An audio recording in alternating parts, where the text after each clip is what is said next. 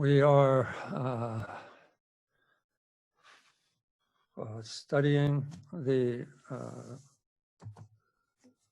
text of the Bodhisattva Charyavatara, or the Bodhicharyavatara for short, of the English would be entering into the conduct of the Bodhisattva, of a Bodhisattva. Entering into Bodhisattva conduct. And it was composed by Shantideva, a great 7th century master, Bodhisattva master. And he based this composition on the sutras, the Mahayana sutras specifically. And the text is an explanation of how to generate bodhicitta, how to train in it, and how to bring it to fruition. And it's a complete synopsis of all the sutras. And its purpose was to benefit beings, to benefit those that he taught it to originally, and to benefit beings until samsara is emptied.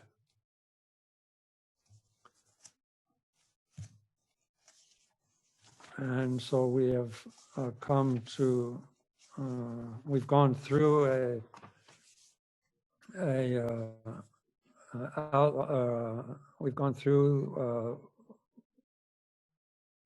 the basis for giving rise to bodhicitta, which is this precious human birth, and a attitude or a desire to do something good, to do something wholesome and meaningful. Those two, body and mind, are the basis for giving rise to bodhicitta. And then the subject matter of the first chapter that we're in is the benefit of bodhicitta, and he outlines, or he discusses the benefits of bodhicitta in various ways, both citing how all the Buddhas of the past have considered what would be beneficial, and they've all agreed that bodhicitta is the most noble of attitudes possible. And then he goes on to discuss certain examples that we can contemplate and kind of squeeze the meaning out of as far as the benefits of them. And then the specific benefits then he discussed the classification of bodhicitta. And here he brings the classification of bodhicitta really to just the main points of aspiration bodhicitta and engaging bodhicitta. And of course, the fruition of those two aspects of relative bodhicitta is the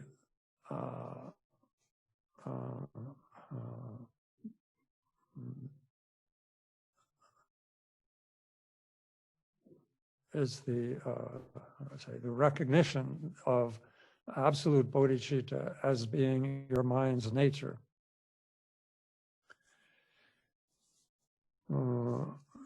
And then he discusses the benefits of this aspiration bodhicitta and the benefits of engaging bodhicitta. And then we came to the 31st verse, which follows the benefits of these aspiration and then the benefits of engaging. Then in the 31st verse to the end, the last section, those last verses, have to do with basically the greatness of someone who has bodhicitta, the greatness of a bodhisattva.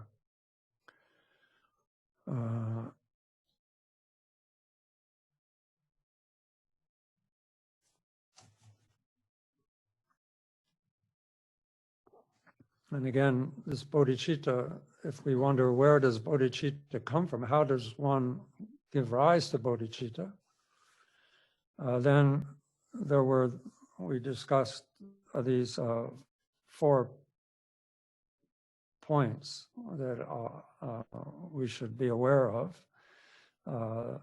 and the 4 sources, let's say the 4 sources of the development of bodhicitta. One is that it comes about through a person, another person.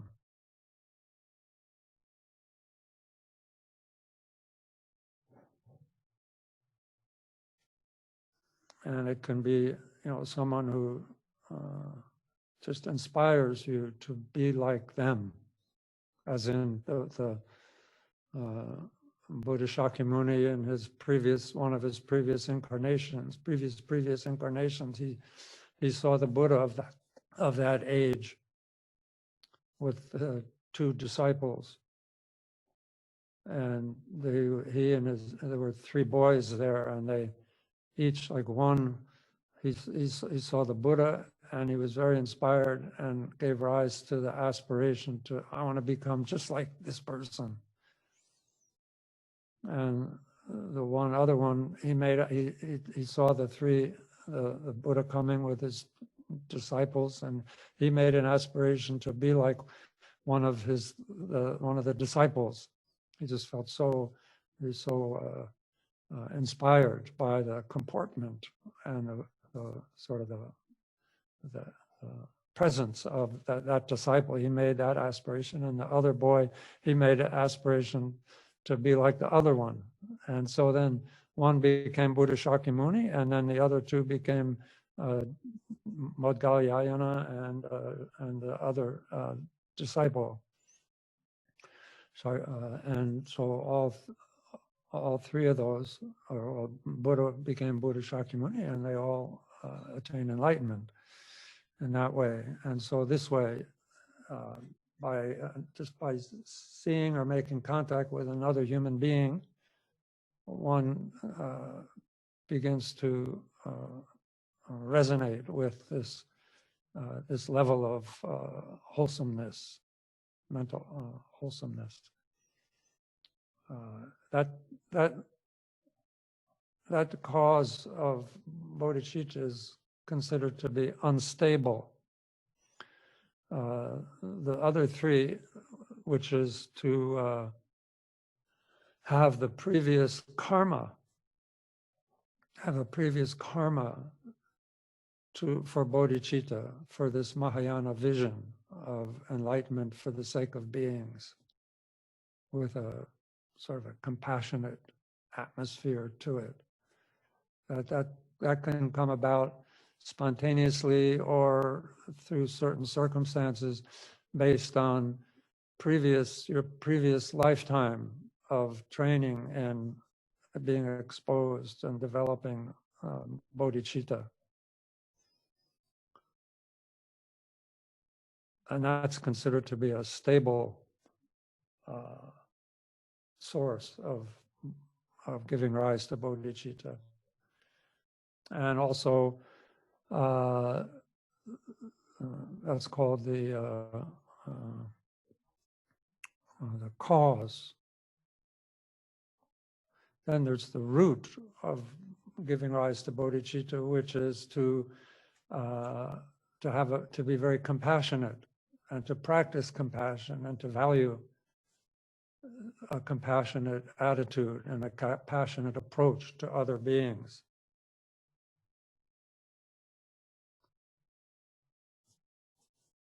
And also, the last one is, the 4th one is the what's called virtuous conduct. to engage in virtue. No, there's also the studying about bodhicitta, studying, basically it's called studying the Mahayana. That will, eventually that will give rise to a very stable bodhicitta.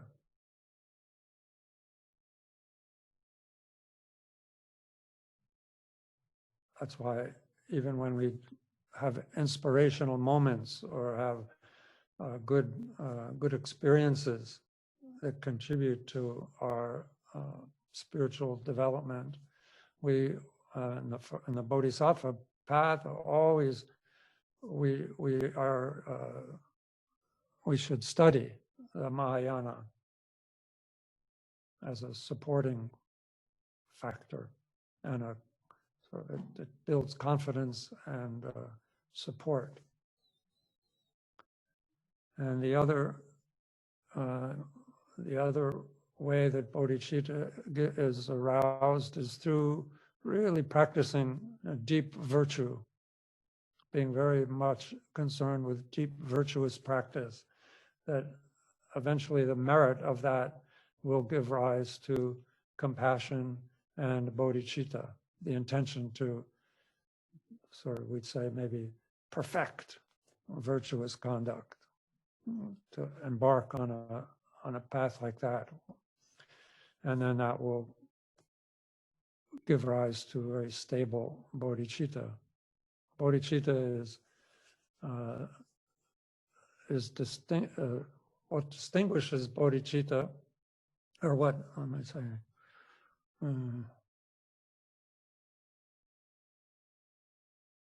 Bodhicitta actually takes form in our mind by taking the vow of bodhicitta. So this text, 10 chapters, as I said, the 10 chapters, the first 3 chapters have to do with how to give rise to bodhicitta where it hasn't arisen yet. And then the second 3 chapters have to do with maintaining that bodhicitta that has arisen, so it doesn't degenerate. Or it's how can we make a habit out of bodhicitta.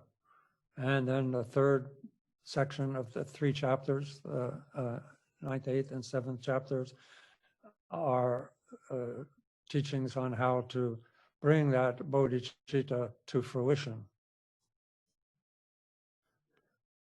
And so now we are in this first section, so it's a lot about, basically this first chapter is to show the benefits of bodhicitta so that we will take an interest in it, that we will sort of eliminate a lot of our extraneous kind of interests, I guess,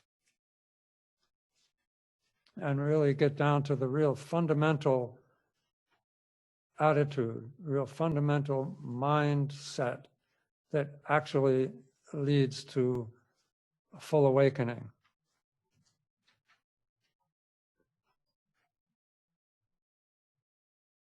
And how, if we want to be an effective instrument for good in others' lives, then that awakening we need.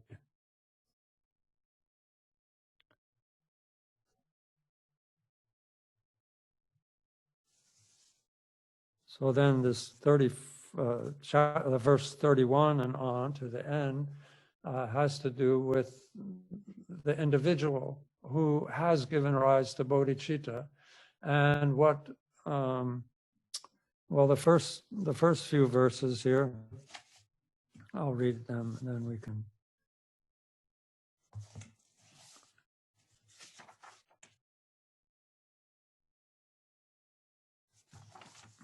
If someone who returns a favor is deserving of some praise, why need we speak of bodhisattvas, those who do no good, even unsolicited? People praise as virtuous donors those who with contempt support a few with plain and ordinary food, a moment's gift, that feeds for only half a day? What need is there to speak of those who long bestow on countless multitudes the peerless joy of blissful Buddhahood, the ultimate fulfillment of their hopes? So here, Shantideva is, oh, wait a minute.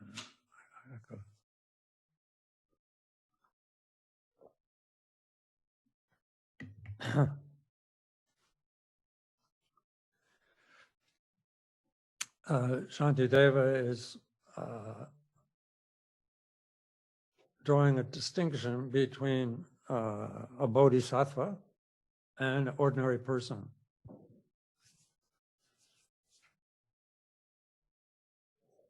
And in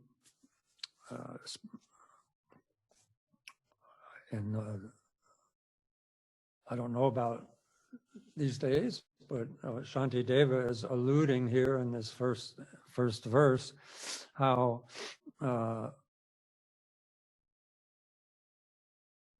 if someone does you a favor, one is expected, or one should, or one yearns to return that favor.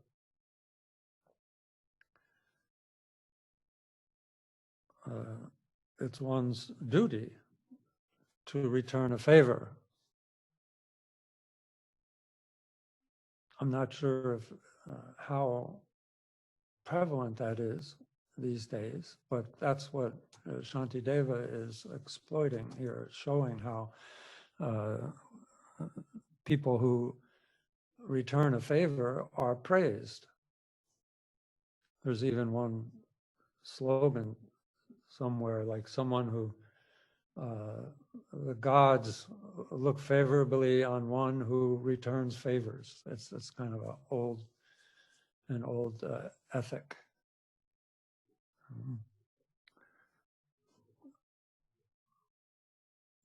And of course, it's the root of being returning, expressing gratitude to your parents who provided you with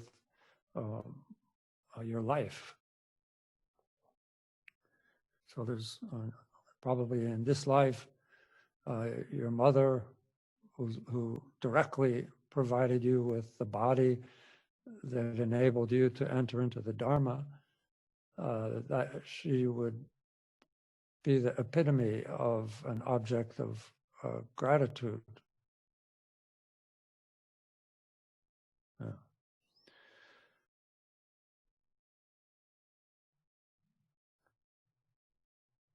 So here, if someone does you a favor, then in other words, then people would, it's considered very virtuous to return that favor. But here, what he's saying is, if that's the case in ordinary circumstances for ordinary people, what about bodhisattvas who completely do good to others without even being asked? And they do without someone, how would I say? In other words, they do, their concern is to benefit others without having first been benefited themselves. So it's good to just kind of take that sort of system and think about it. The distinction between that kind of giving of a bodhisattva. The only thought that a bodhisattva has, and it's a continual sort of river of intention, is how to benefit others. What will benefit others? What will relieve others from suffering? How to establish others on the path of awakening? How to guide those on the path to awakening? That is one of the greatnesses of the Bodhisattva, just in distinction from an ordinary person who even does very great beneficial works. And then he cites an example here. People praise as virtuous donors. Those who, here he's kind of running them down a little bit, those who with contempt support a few with plain and ordinary food, a moment's gift that feeds for only half a day. I think this also, I mean, I think we can find a parallel here, but in the commentary, Khenpo Kumpel talks about how it's commonly done. Wealthy people, every once in a while, throw a big feast or bestow food for people, to people, the poor people. And then everyone thinks of them as very generous and big-hearted. But here, Shantideva is saying how that is nothing like the way a bodhisattva. Here, what need is there to speak of those who long bestow on countless multitudes the peerless joy of Buddhahood? So here, there's certain limitations. It's called actually, it's called like the recipients. And that whole act that he's using as an example, of course, the example is in the context of I don't know, in India still they do it. You know, some local village elder or some big shot, you know, like a mayor, they'll just dispense lots of food and have a big thing for people. And apparently, I've kind of seen things like that. As they're giving charity, they also have a big stick, and they're really mean to people, you know, because there's a lot of people, and they're all scrambling for this food. So there's, you know, they do it in the mode of donating is very compromised by a very brutish, arrogant kind of attitude, and that's kind of what he's saying here. Those who with contempt support, kind of like a king who imposes tax on people, from people, you know, takes food, and, you know, they take like a quarter of the crop and all this in the old days. We have modern things, but but, you know, they take a quarter of that, and then every once in a while, then they throw a big feast, and it's all great, and then they feel so great. They feel so generous by doing that, you know, by giving back what they took as taxes, a small percentage. And it's just food. It's not like a grant to start business or something that would actually change somebody's life. It's just food for half a day. And not probably the same kind of food that a king eats either. You know, it's just, you know, dal bhat instead of something, you know. So the recipients also are considered not inferior because they're recipients poor or anything, but they're inferior because it's an inferior object of charity, because it's limited. Not that the character of the people or anything, it's not that. It's called a limited or inferior object of charity because it's inferior because you can count the people. It's limited by numbers. And also the method, you know, even like here with welfare and with helping people, things, the method, you know, you have to fill out all these forms. And if you make one little mistake, you know, it's like people are always weighing whether it's worth it, you know.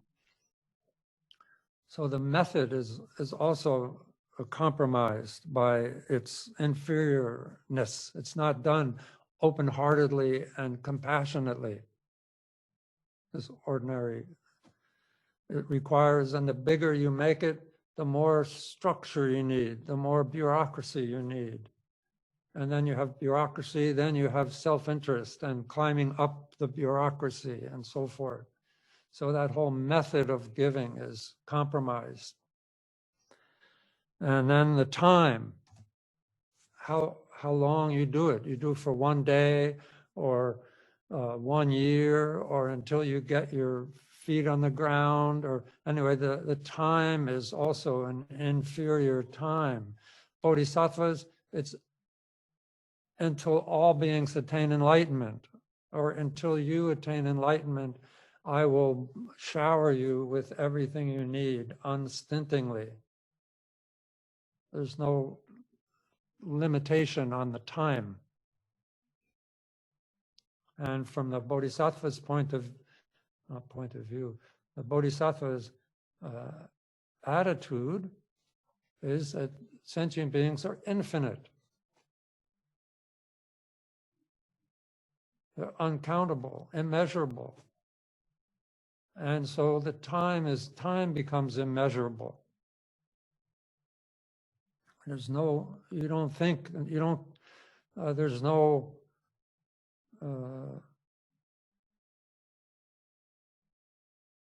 limitation of time.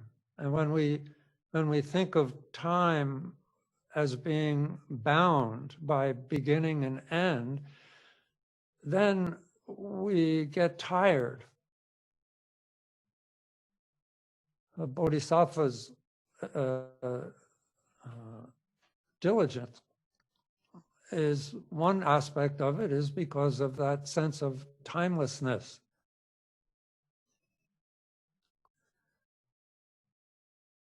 That's another thought. Also, then the benefits, like I said, the difference between feeding somebody for half a day or whatever, it's very limited.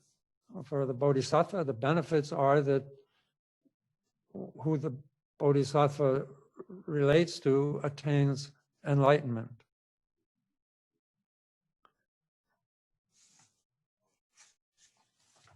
These kinds of distinctions. So we should think about how much more praiseworthy for we the Bodhisattva is. It says here, what need is there to speak of those the Bodhisattvas here who long bestow on countless multitudes the peerless joy of blissful Buddhahood. So here they, within the Bodhisattva conduct, a Bodhisattva engages in the conduct, which is initially the conduct is to bring the practice of generosity to perfection, to perfect generosity. And in generosity, then there's three kinds of generosity that a Bodhisattva engages in. One is to provide for the needs of others, the material needs of others. And they do so without any attachment, without any expectation, without any limitation. Whatever would fulfill the wishes of a sentient being, of another, and significantly, and will contribute to their path to awakening.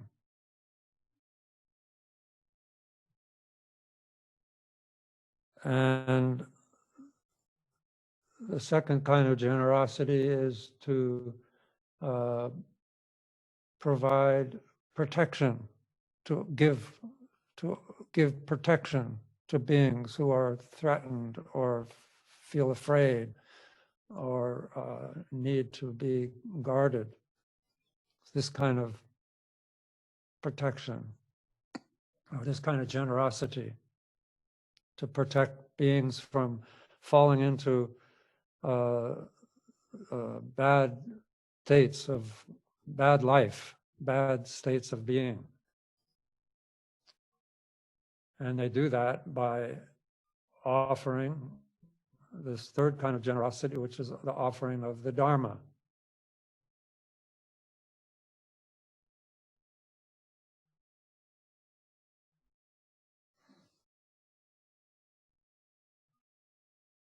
And the Dharma, they say,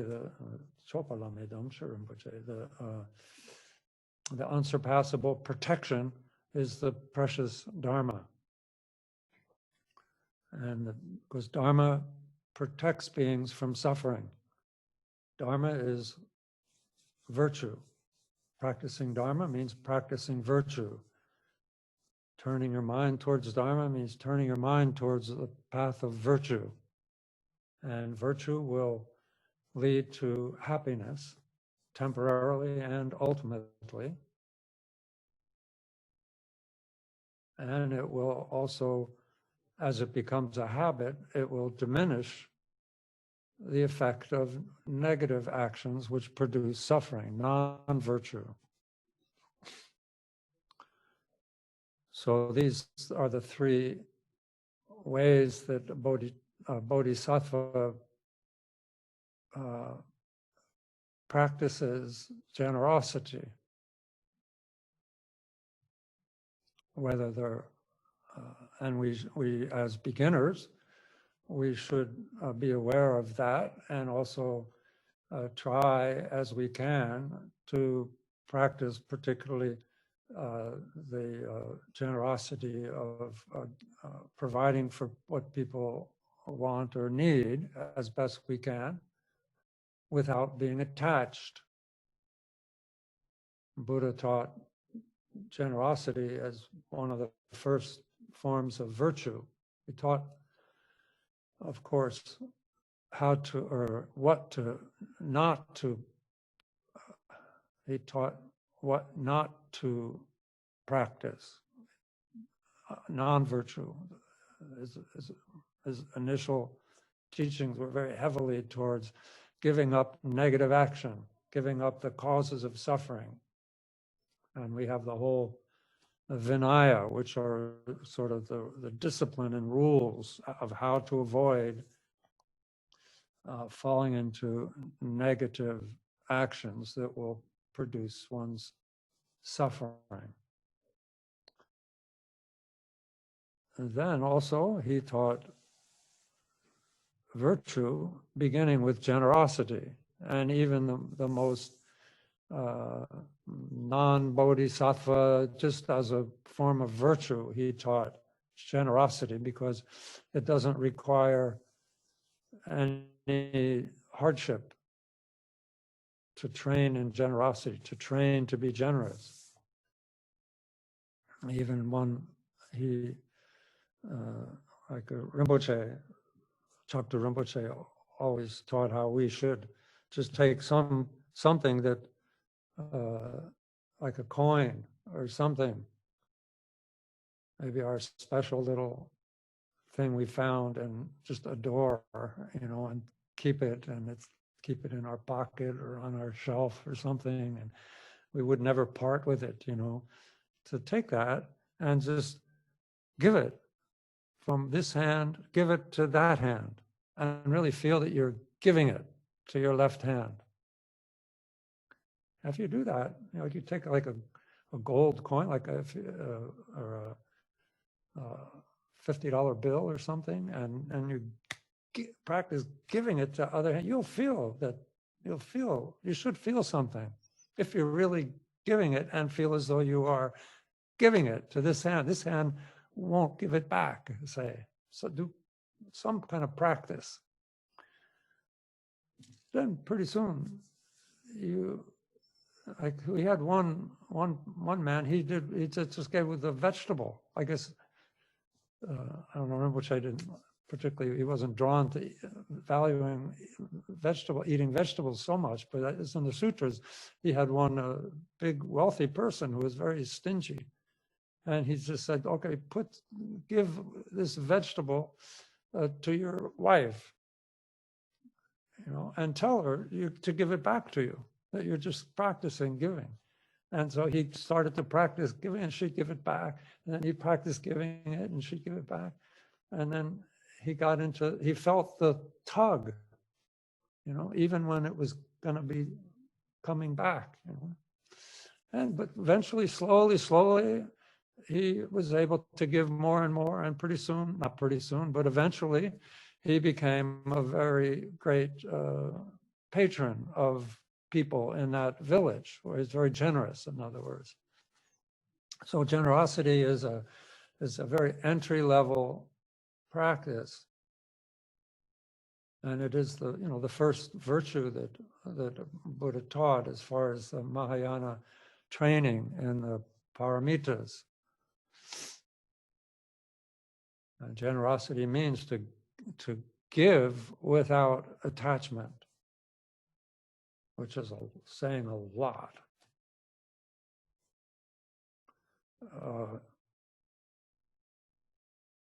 Could also means being willing to give without attachment.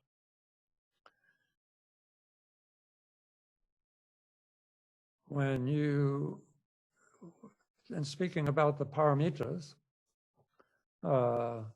what makes the word paramita means something that means transcendent generosity. Literally, paramita means to give, it means like to arrive at the other shore. That idea, it's transcending. And what you're transcending is the fixation on a giver, someone's giving, I am giving, the I, and the recipient of the gift. And third, the act of giving. These three aspects of an act, the doer, the recipient, and the act itself. When you, through training in bodhicitta, when you give without any attachment to oneself, in other words, the non-self, we're talking about realization, and that the object is not a container of some identity, that there is no self in the object, and that the act itself, the movement, the act, the verb of the act, has no inherent reality, has no inherent identity. When you give in that way, what's also called beyond the three spheres, when you give in that way, then you are practicing the conduct of generosity with absolute bodhicitta.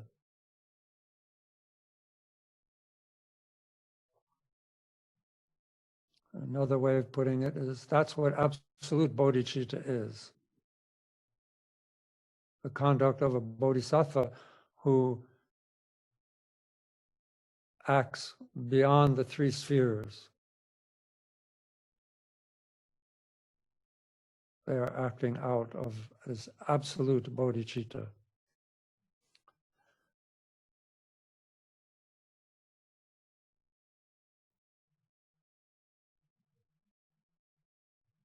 In the Mahayana path,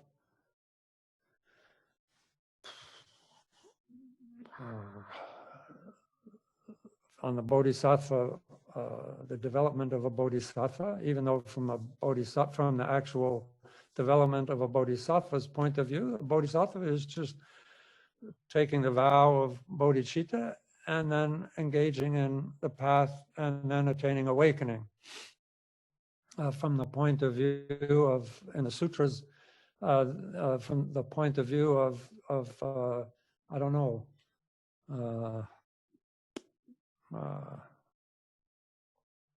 seeing how the Bodhisattva is developing as possibly an aid in the development of the Bodhisattva. Then there are taught 10 bhumis, the 10 grounds of a Bodhisattva, 10 levels, you could say.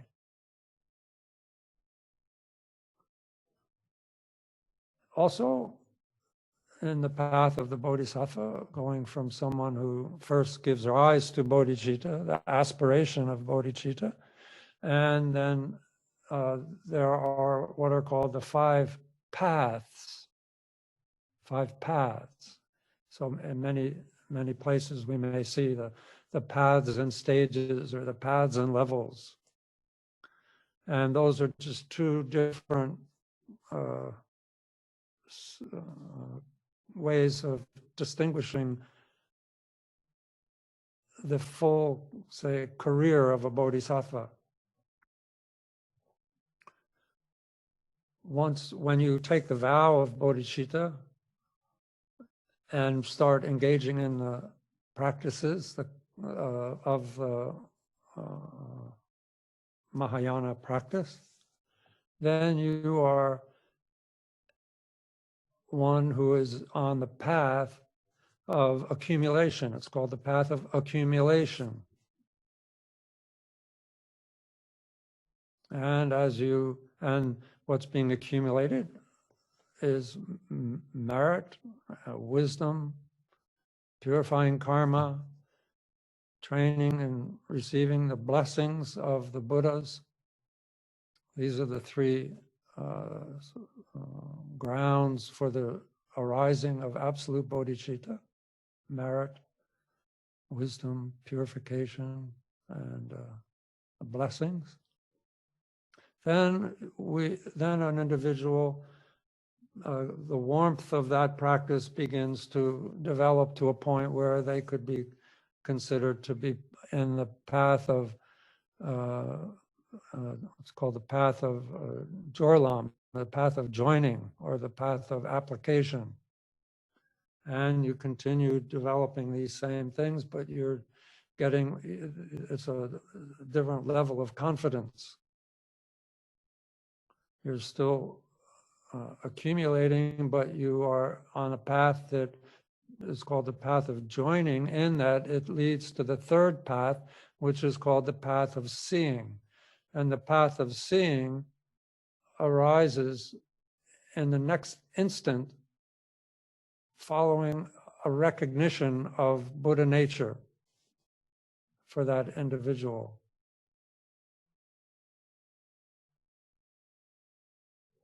And the path of seeing, which is when one recognizes the nature of mind, that is the first level of bodhisattvas on the 10 stages. I don't know why I got into this, but these are important to know the map, So the 3rd path corresponds to the first level of the 10 levels of the bodhisattva. And so the first level bodhisattva, or one enters into the first level of a bodhisattva when you realize mind's nature. And then you continue gathering merit, purifying karma, purifying the kleshas, and so forth. And that at a certain point, the first 7 levels, we heard when you hear stories of Shakyamuni Buddha, I always like Shakyamuni Buddha. Shakyamuni Buddha, when he first gave rise to a compassionate intention to attain awakening for the benefit of others, in order to relieve others of suffering, from the first moment he gave rise to that thought and began training under gurus and so forth, and learning the path to awakening, he attained Buddhahood after what are called three what do they call 3 uncountable eons? Uncountable? Is that right? Incalculable. 3 incalculable eons. From the first time he gave rise to Bodhicitta to when he became a perfectly complete and Buddha. And it was 3 incalculable eons.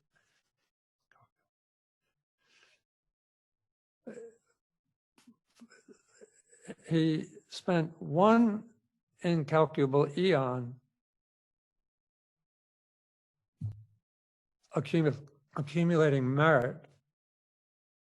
And at the end of that, not at the end, well, what signaled the end of that development was when he had a glimpse, his first realization of the nature of mind. It took him 1 incalculable eon to realize the first bodhisattva level and enter into the bodhisattva, let's say a bodhisattva in the true sense of the word. Before, of course, as soon as you take a bodhisattva vow, as soon as you give rise to that intention to wake up and formalize it as a pledge, then you're a bodhisattva. You could be a nursery school level bodhisattva, a preschool, a kindergarten bodhisattva, a baby bodhisattva, however, a beginning bodhisattva, whatever, but you're still just like a prince. As soon as they're born, they are a prince and will become king in that sense. And so as soon as you take that vow, you are a bodhisattva, let's say small b bodhisattva. When you have that first dawning of realization of mind's nature, then you're beginning bodhisattva in the true sense of the word. You enter into the first level of bodhisattva. And during that first level of bodhisattva training is when an individual perfects generosity. And the perfection of that generosity then becomes the foundation for the perfection of discipline, which is perfected on the second bodhisattva level, and so on and so forth.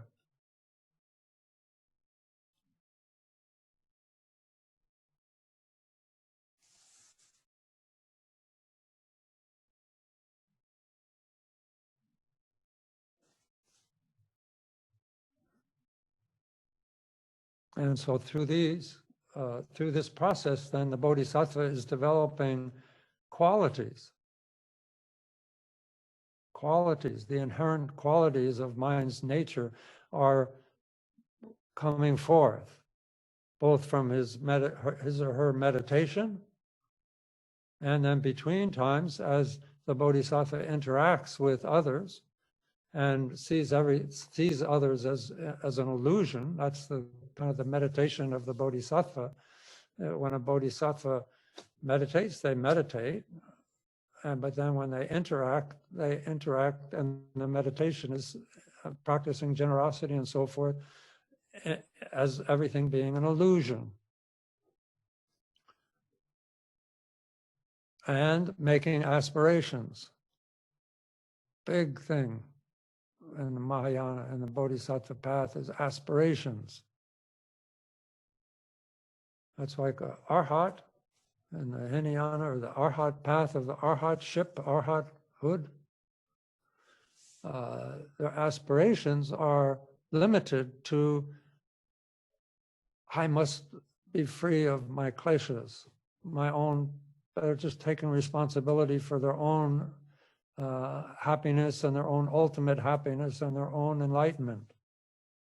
That's the extent of their aspirations. So even according to the Mahayana, I'm just repeating, then the limitation of that arhat nirvana, we could say, is that it does not enable, the arhat is unable to benefit beings in the same way that the Bodhisattva can do, because the Bodhisattva also begins to experience the fruition of those aspirations. And those fruitions and their aspirations are benefiting, are the ways of benefiting us, other beings. Sort of the intersection of the aspirations and the emerging qualities of enlightened mind as the Bodhisattva progresses towards Buddhahood. As we talked about, or as Shantideva mentioned earlier, how like this aspiration bodhicitta, the one distinction between aspiration bodhicitta and the engaging bodhicitta, which is the intention to benefit others. The momentum of that continues, and it doesn't become exhausted or have an endpoint, such as the aspiration bodhicitta. Okay, so then this is the why the bodhisattvas are so worthy of our praise. The nobility of a bodhisattva is quite amazing.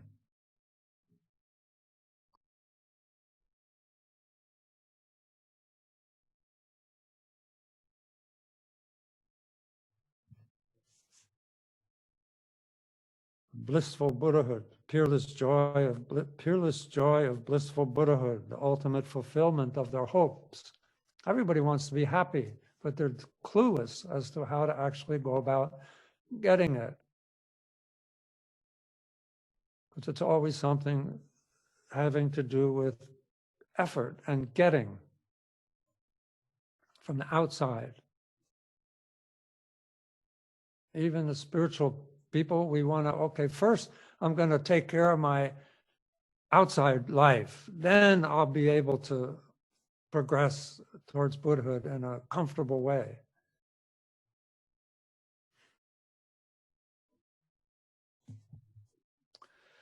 The effectiveness of the Bodhisattva on these paths also is driven by, of course, the Bodhicitta, but that Bodhicitta also begins to be blissful.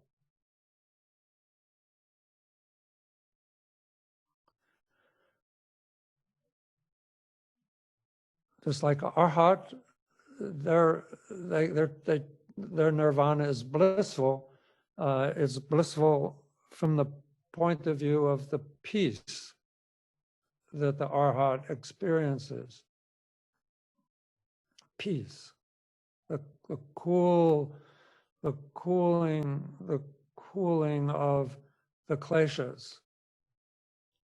The heat of the kleshas have been cooled. And there's the tone of that experience is called bliss.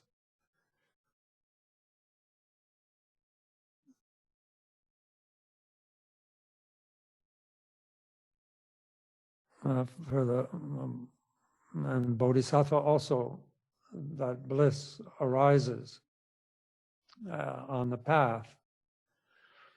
And then there's the bliss of the Buddhas, which is not caused, it's uncompounded. It is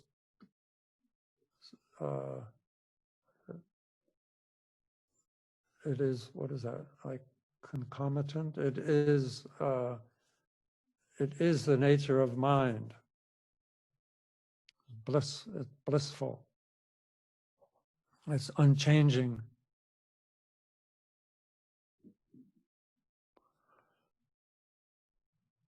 So if we want people, others, we want, we fool around and rub our cats and dogs and white mice or whatever we might have, and we make them happy and everything, and they just love it, because all beings want to be happy. But if we really want to fulfill the hopes that beings have for happiness, then we would want them to be enlightened and have that uncompounded, unchanging bliss of Buddhahood. And the Bodhisattva is the one who can fulfill that hope, that aspiration of people, that wish for happiness, the peerless joy of blissful Buddhahood, the ultimate fulfillment of their hopes. Even though the Bodhisattva is focused on how a sentient being traverses the path to that ultimate fulfillment, they do so through a relative means. Being maybe kind, or maybe being giving a rough house kind of for some people, or being lavish and generous. All kinds of unpredictable, uncertain ways. And so beings are temporarily kept afloat and ultimately led towards Buddhahood.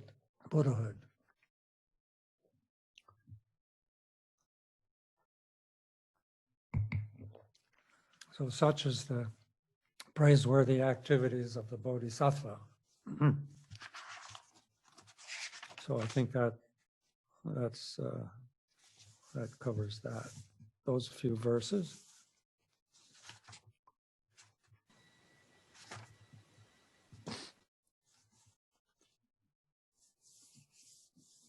Oh, so then just also to carry out the comparison of the ordinary with the like the recipients, the inferior recipients. Here, it's all sentient beings.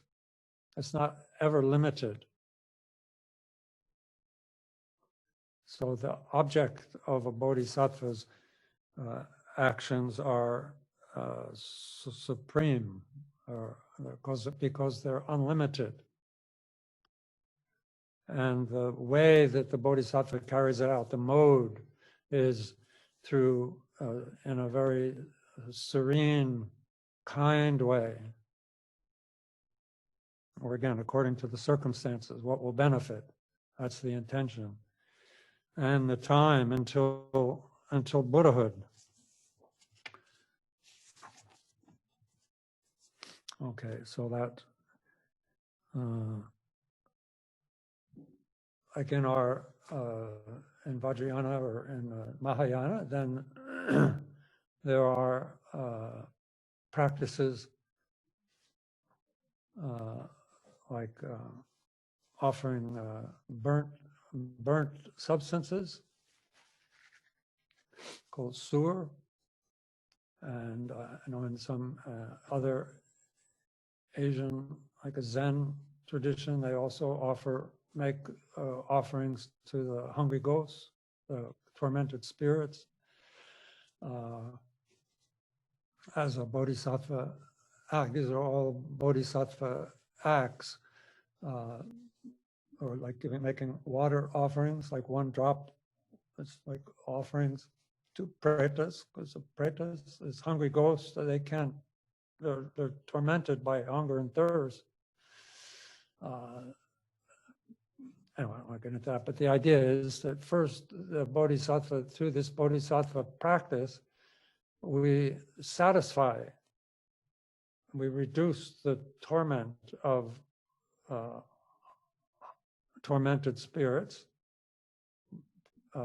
in particular, like these hungry ghosts, or certain class of sentient beings, that They're incorporeal, but they still have cravings, and those cravings cannot be met, and so it's a torture of just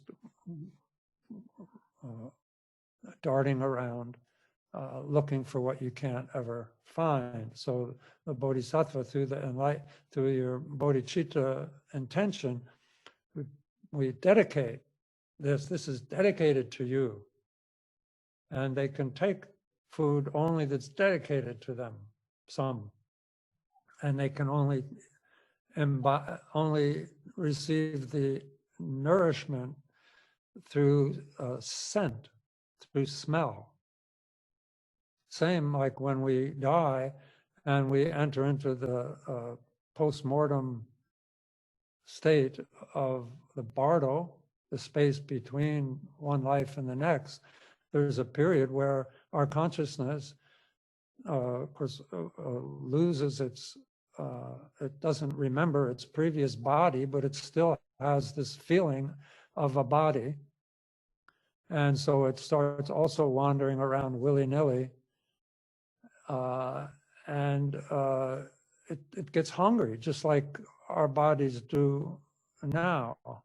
It's a habit, or a habit, every how many hours, we can't go without food, even though it's a learned habit. And so in the bardo, we also will experience that, or have experienced it also in the past. And so this sewer practice also is dedicated to those bardo beings that we have a connection with. And the Bodhisattva, of course, has a connection.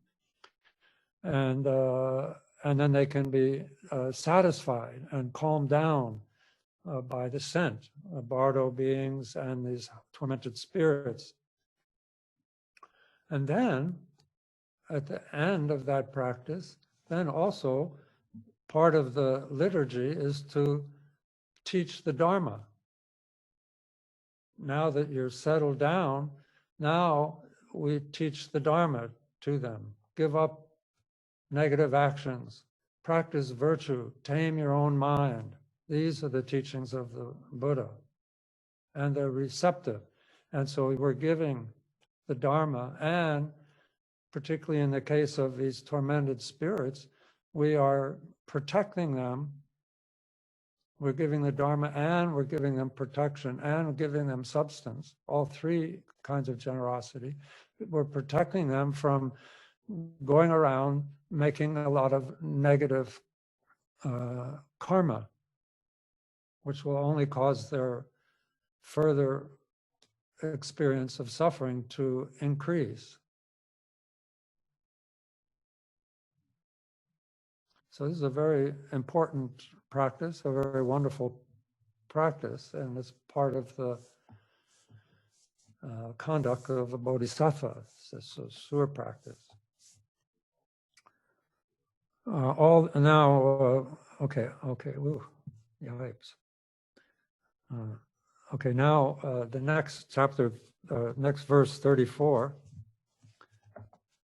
All those who harbor evil in their minds against such lords of generosity, the Buddha's heirs, will stay in hell, the mighty sage has said, for age is equal to the moments of their malice. So here,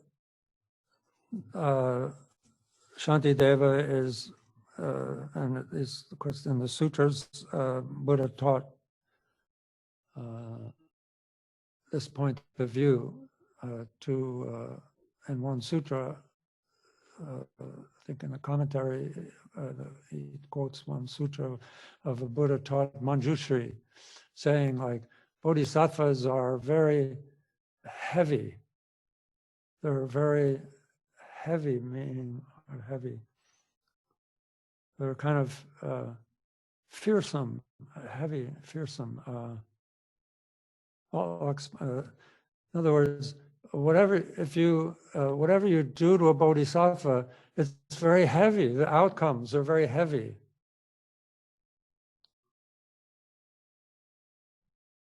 So here they're saying that, I mean, if you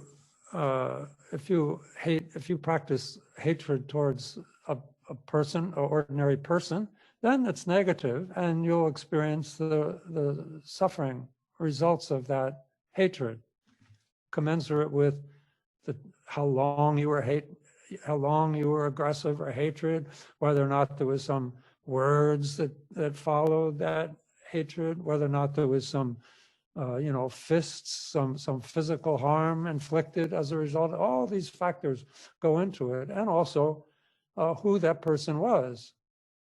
If it was your father, your mother, your partner, your child, all those factors play into the experience you will have of the outcomes of that act.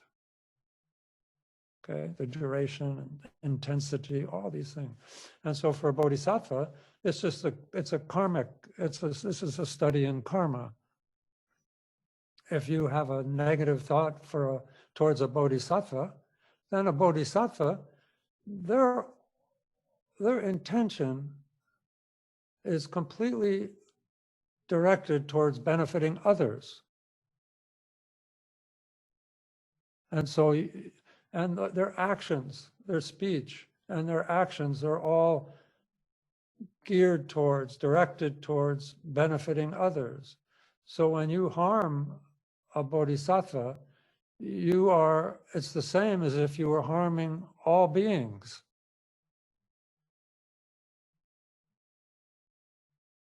Just like if you, like one place, the quote was like if you kill like a big jet plane, these jumbo jets, how many hundreds of people are on them? If you kill the pilot, it's the same as killing all those people. They're all going to die.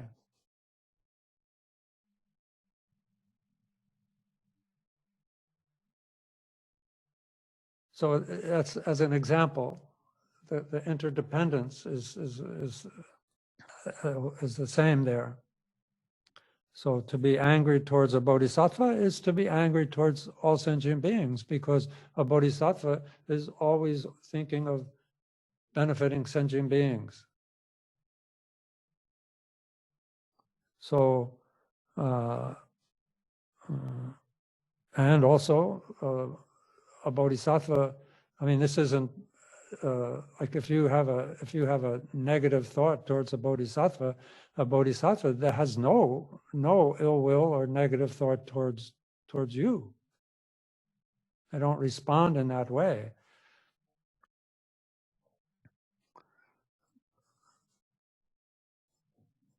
So just from a karmic point of view,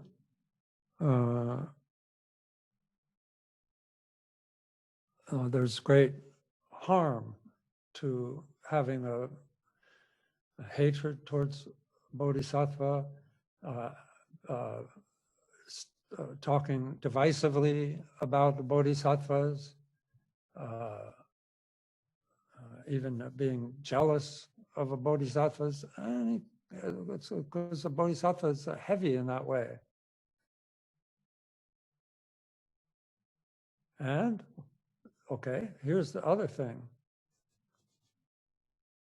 Part B here, it's not there, is we don't know who a bodhisattva is. How do we know who a bodhisattva is? And we know harming sentient beings, we know a sentient being when we see one. But we don't know who amongst those sentient beings is actually a bodhisattva or not.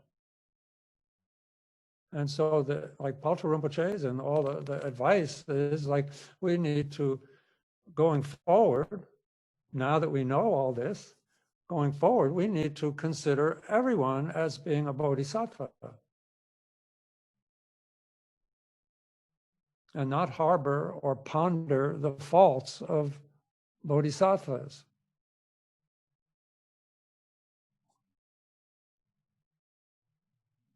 It's taught also in the sutras that in the future, during very degenerate times, bodhisattvas, as they interact with sentient beings, corrupt sentient beings, will make mistakes, it says. So how do we know when, even just in an ordinary sense, we look at somebody, maybe we have some instant sort of karmic aversion, that happens sometimes, yeah, right? It's just like, what are they doing in my life? Like, like that. So we can't tell who a bodhisattva is from the outside. All we can tell from a person, from a present, when we see people, all we can do is sort of see how they look externally. And then all we see is like hands and faces, really. Then the rest is like style. So we can't go by liking somebody based on their style, although, I mean, that divides young people up into groups, I'm sure, but, I like your style, be my friend. But that's what we have to go on. We have our perception, which is skewed by our own conditioning, and we have, what do you call it?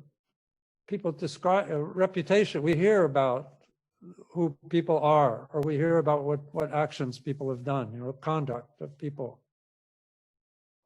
But we never can be sure, because that's only either the way somebody looks from the outside or the way they act from the outside. We can't know about what's inside. We can't know their mind.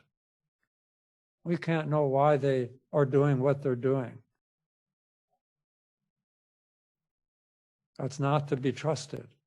And we can't go by reputation. We know that because that's all over the place. That can go all over the place.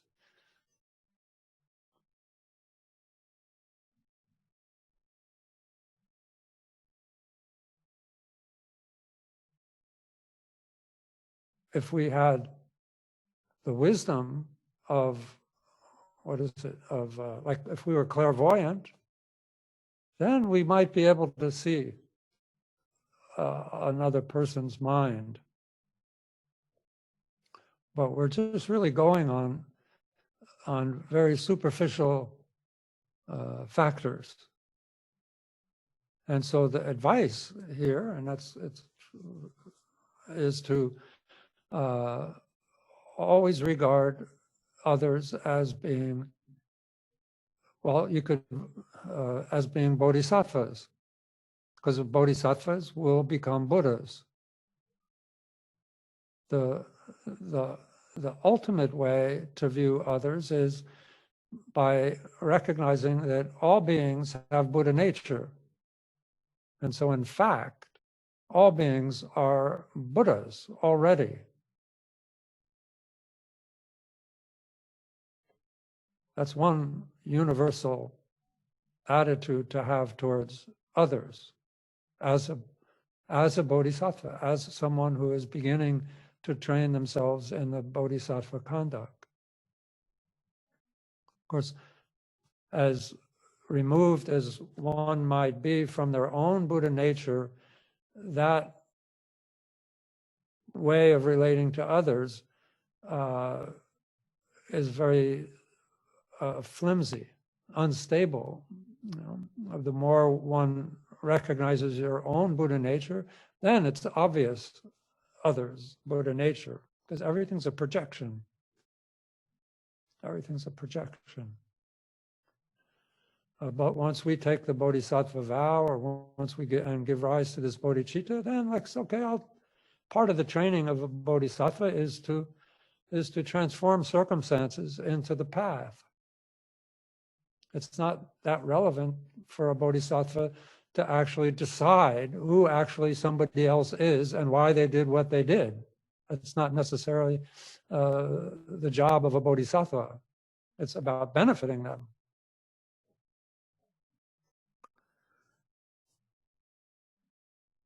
So and particularly if you have a relationship in Vajrayana, with Vajrayana, then Vajrayana, it's clear.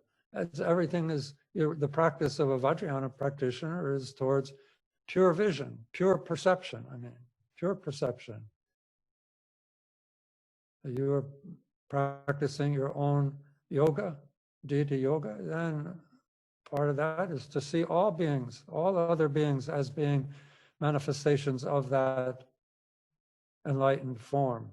And the world, as it presents itself, is seen in its pure perceptive form as a pure land. And all your inner mental functioning, all your kleshas, all your thoughts are all just the bubbles, the effervescence of your timeless awareness, your pure nature. You never deviate into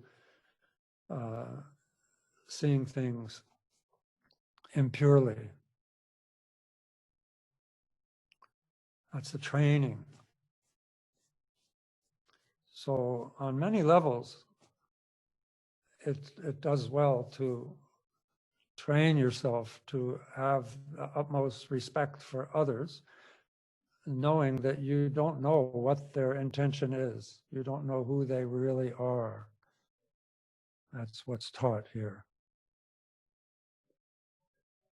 So since we have many lifetimes, we have not recognized bodhisattvas to be bodhisattvas and have harbored ill will towards bodhisattvas, denigrated bodhisattvas. So then that becomes a basis for purifying, or a target for our purification of past negative actions that keep us from attaining the paths of the bodhisattva. And but joyous and devoted thoughts will yield abundant fruits in greater strength. Even in great trouble, bodhisattvas never bring forth wrong. Their virtues naturally increase. So now, when you, similarly, the weight of a bodhisattva vis-a-vis one's own relationship and the karmic effect of that. So if you rejoice in just setting eyes on bodhisattvas, and have a devotion for bodhisattvas, then that will, the math is that whatever positive, whatever wholesome, praising or homage or devotion or what did I say, joyous thoughts, rejoicing thoughts towards the bodhisattvas, that has a greater effect than the negative did.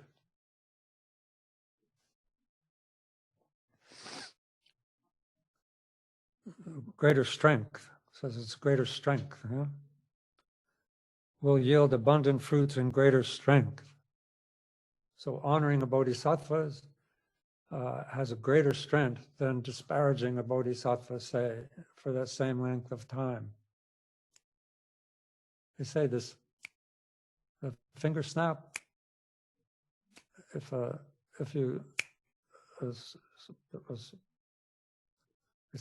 strong person snaps their finger, that snap, if you divide it up into 64 parts, that's a moment. And so each moment of a hatred toward ill will towards a bodhisattva, then for ages equal to the moments of their moments means a 64th of that. So as long, how long you were, then that's how many length of time in tormented suffering states.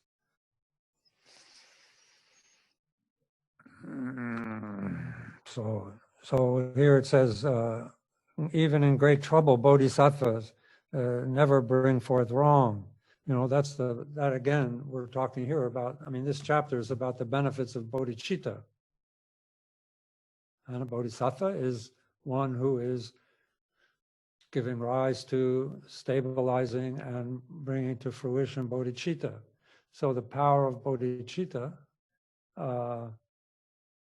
no matter, even in great trouble, a bodhisattva isn't thrown off tracks by troubled times, because they take troubled times and they deepen and expand their bodhicitta through the training of bodhicitta training. And they don't come under the power of those kinds of circumstances. They don't get lost in pleasure or kind of upended or confused in suffering. Outer circumstances are troublesome, health, inner sufferings, and so forth. It all becomes sort of grist for the mill of purifying karma, gathering merit, and developing compassion.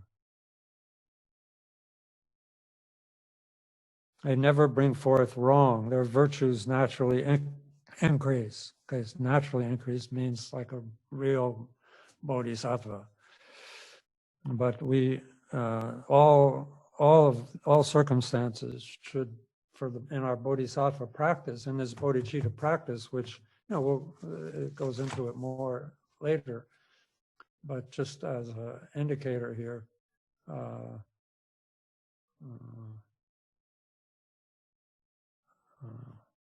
we need, say, to have.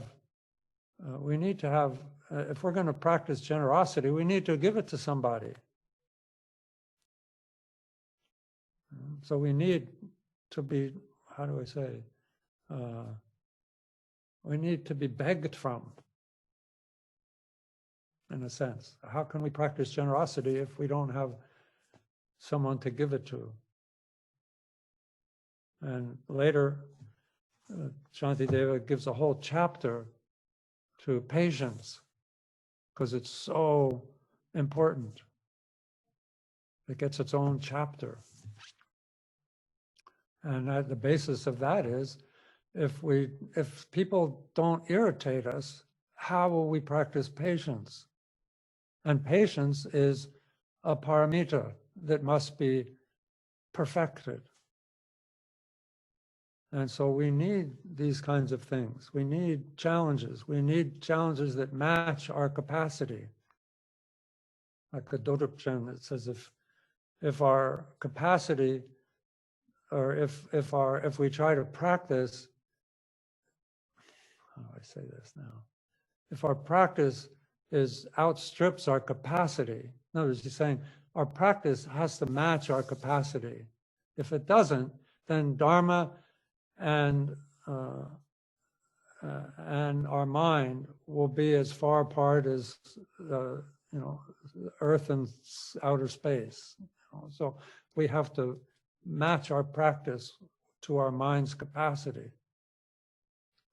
and we do that with problems, either our own inner problems, our own health problems, our own fears, our own shortcomings, our own enemies. We need all these things in order to develop the truth, to realize the truth of non-self, which frees us from suffering.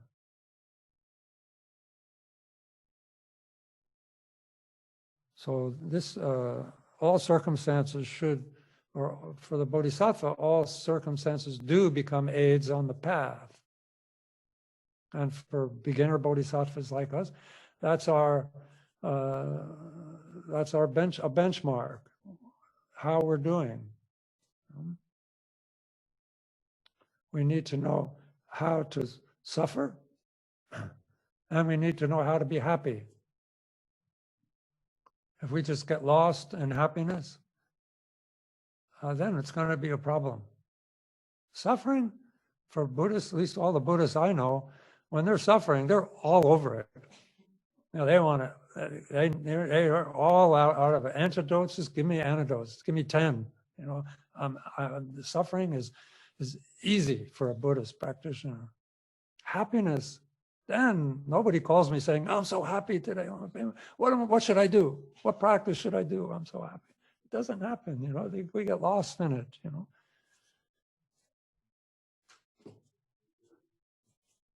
When we're happy, just so you don't call me sometime, wake me up in the middle of the night when you're all happy. You know, we should see that, well, this is karma.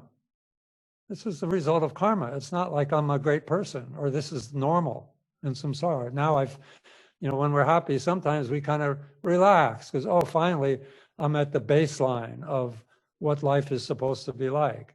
Now, that's not true. It's the result of virtuous actions. Wow, this is very pleasant. I should practice more virtue. And this is very pleasant. It's impermanent. I shouldn't get too attached. I should wish that all beings had this kind of meal, this kind of clean water. Not just become a consumer. And then, so like this, bodhisattvas, that's the path of the bodhisattva. Then, of course, then again, it's like the wind. The wind, the wind can blow out a candle, a weak flame, or it can take like a small fire and turn it into a 100,000-acre raging fire. And so our Dharma practice is like the wind on our mind, on our bodhicitta. You know, but it has to be in accord with our capacity. We don't want it to blow out. But it is needed.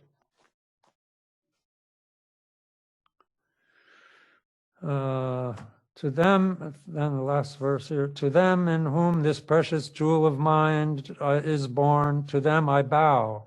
So here Shantideva, now Shantideva, you know, is saying like, this precious jewel of mind, this most sacred state of mind, this state of mind that is above all other states of mind, this bodhicitta,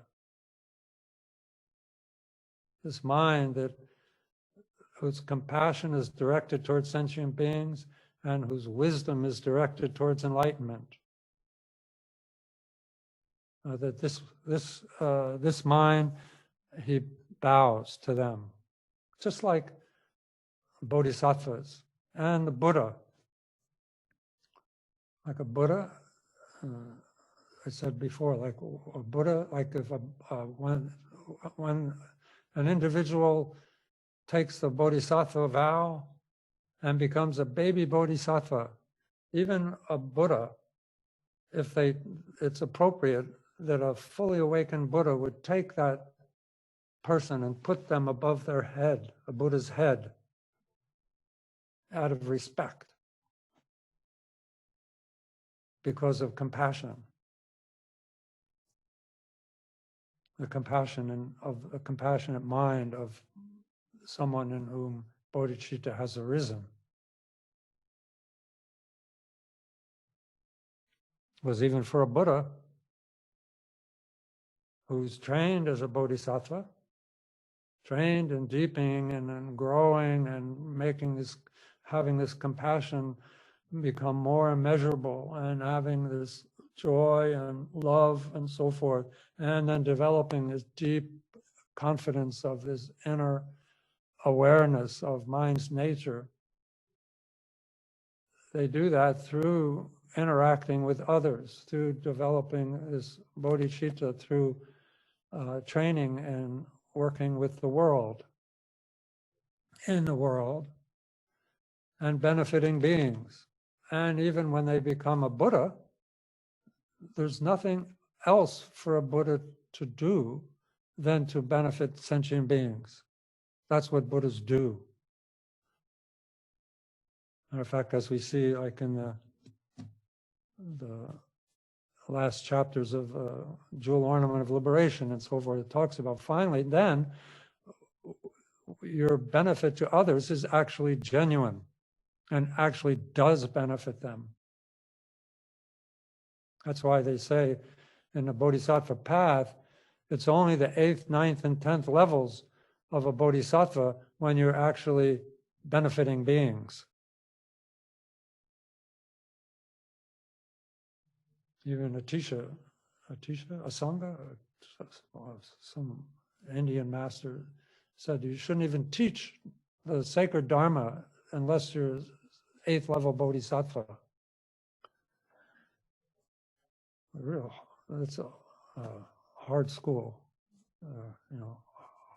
But anyway, I go for refuge to those springs of happiness, to those bodhisattvas who bring their very enemies to perfect bliss. So here, and not distinct, but from the point of view of the previous part about ill will towards a bodhisattva, here, any relationship with a bodhisattva brings someone to awakening. Samsara will end for that person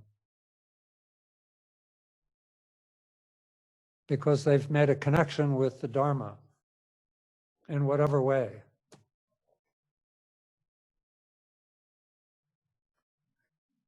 So any kind of a relationship with a bodhisattva, even beginning crawling bodhisattvas, any relationship will be beneficial, if it's good or bad.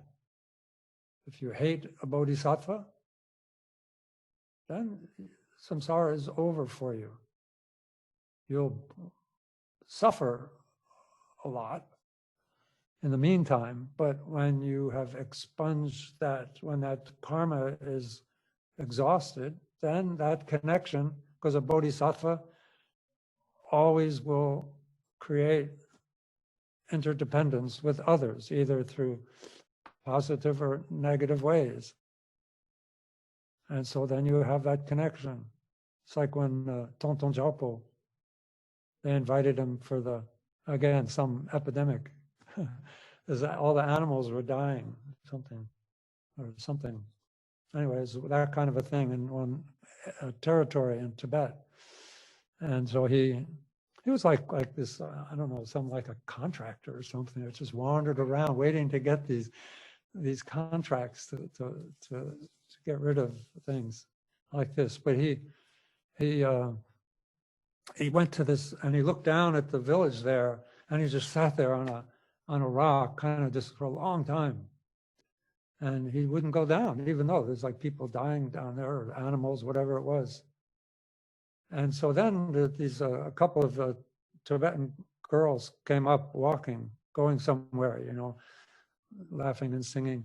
And they saw this old guy, you know, kind of all raggedy and beard and, you know, just like a kind of a street person, you know, a trail bum. And so they started laughing at him, you know, and then he threw rocks at them. And then they got mad at him and they started berating him and everything like that. And then he throwing rocks and then they ran away. And then he sat and he looked at the village and said, okay, now I have a connection with that village. And so then he went down and he did his power, his magic, because he made a connection with the people of that village, even though it was that kind of a connection. So it's like that. So here, you know, who bring their very enemies to perfect bliss. So that's from the point of view of the Bodhisattva. So anyway, now it's a little later than I thought. I thought this would be really quick. It was only like 5 verses, but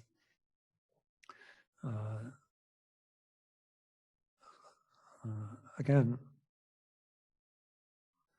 in the commentary, Khenpo Kunpel, who is from Eastern Tibet. He's a Kampa. Maybe I'm speaking, you people maybe know these kinds of things, but the Kampas, he said in his commentary, oh, Tibetan people, they've all, in those days, this 18th century, all the people, they all had like a Chenrezig empowerment. And when you take an empowerment, then you take the refuge and Bodhichitta vow. So all the people in Tibet are bodhisattvas, and we should respect and never criticize or never disparage them. In his commentary, he wrote that. I mean, he was a Kampa, and Kampas don't consider themselves Tibetans.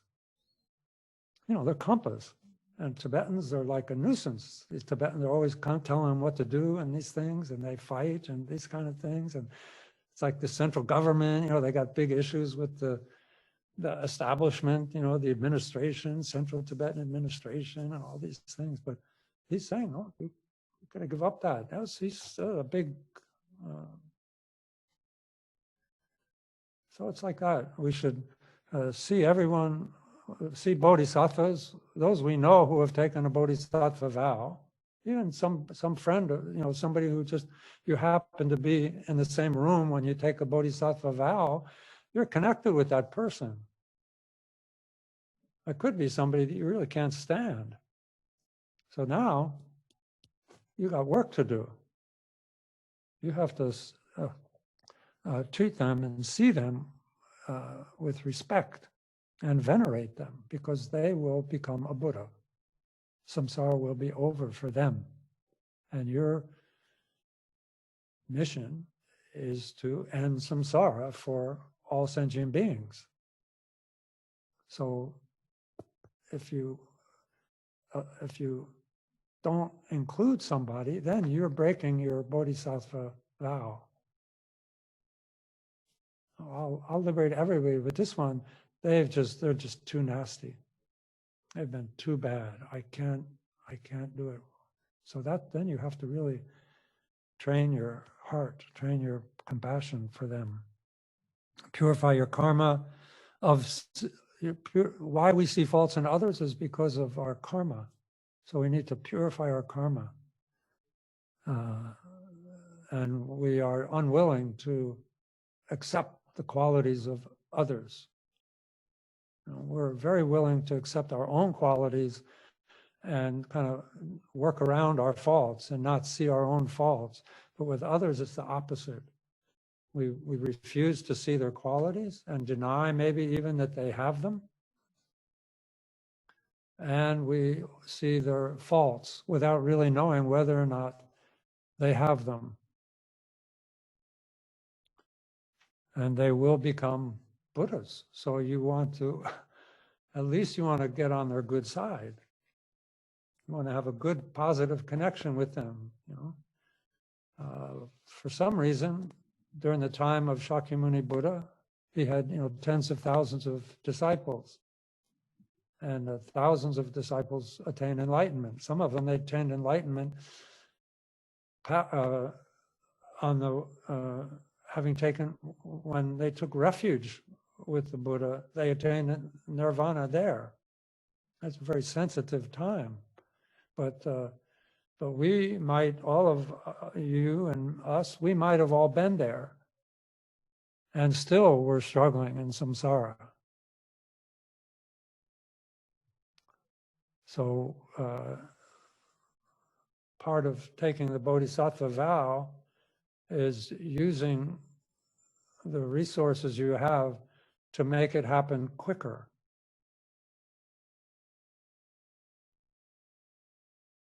Just like if you're standing on the side of a river and your child falls in the river, you don't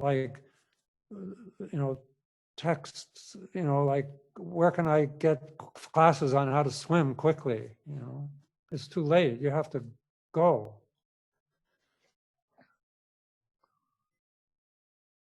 So no one becomes enlightened by being faultless from the beginning. And you might be focusing on somebody else's fault, and that might be the only thing left that they have to purify, before they attain complete enlightenment. So we don't know. We really don't know. That's one thing that's that kind of one unknowing that's kind of good in a way. A Buddha knows. A Buddha knows. They have pure perception. They have pure perception, and they have a kind of a wisdom that also discerns. It's interesting. They have pure perception, but they also have a wisdom that discerns the cause of the suffering of that person. They can also perceive why they're not enlightened at the same time as they see them as Buddhas. That's a Buddha has this kind of thing. So anyway, I hope I answered your questions. Maybe if you have questions, and I don't want to have this kind of be, what is that, entropy or something, you know, I'll just no loop, you know. Maybe if you could verbalize or put it in the form of a text, an email, and send it to somebody. Just anybody, maybe you'll get an answer. If you want a specific answer, send it to Riggs and Ling. What is the event? Send it to events@chakdagompa.org, and then I'll get it, and then I'll dedicate that time for that. So anyway, this is the first chapter. To me, it's a very important, personally, it's a very important chapter. And of course, for Shantideva, it's the first one. So why would he put something that wasn't relevant in the beginning? So there's a lot of reasons to spend time and really try to, if you see something as sort of dry and ordinary there, squeeze it a little harder in your mind to try and get some nutrition from it, try to get some sense of it and become more confident in your belief and faith in bodhicitta as being something that will be the answer to all your problems. Okay, something like that. Then I think now the second and third chapters, which are kind of, they go together, we won't, we'll go through those starting next time. And I probably they won't take quite the same length of time as this one, but who knows? There's more verses. There are only 36 verses here. And the next one has 65. And then that third chapter culminates with the actual, Shantideva gives the actual vow in there. And so I think I could, if you are wanting to do that Bodhisattva vow, it would be appropriate to give it if we were like together in physical, breathing forms together. But I checked, with the Rinpoche, and it would be okay to take the Bodhisattva vows together in a specific sense, not just teaching and reading it, but to actually stop and take them there sometime when we get to the end of the third chapter, which is where they occur. So this is all really leading up to that. And then the fourth, fifth, sixth chapters are how to carry on in the best possible way. Okay.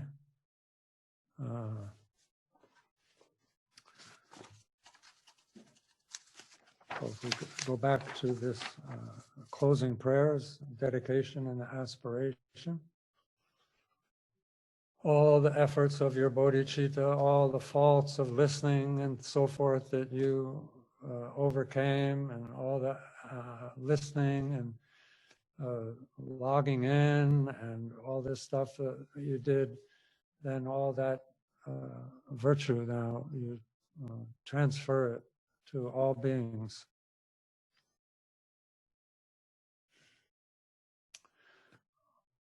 All the virtue of this practice and all that is gathered throughout the 3 times, I dedicate to all beings without exception, so that they may attain Buddhahood.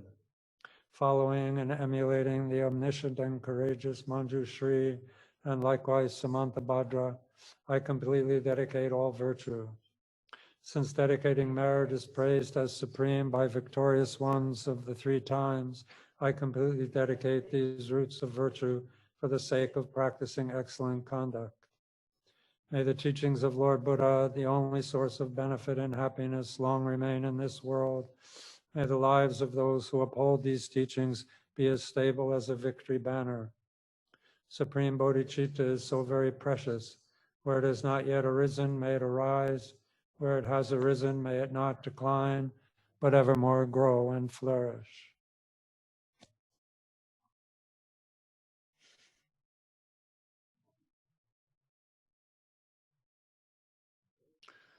Okay, so thank you. If you had, 4 or 5 or 8 minutes to just sort of sit quietly for a while in your own space there, log out and sit, and that might be good to do. So be well and be happy.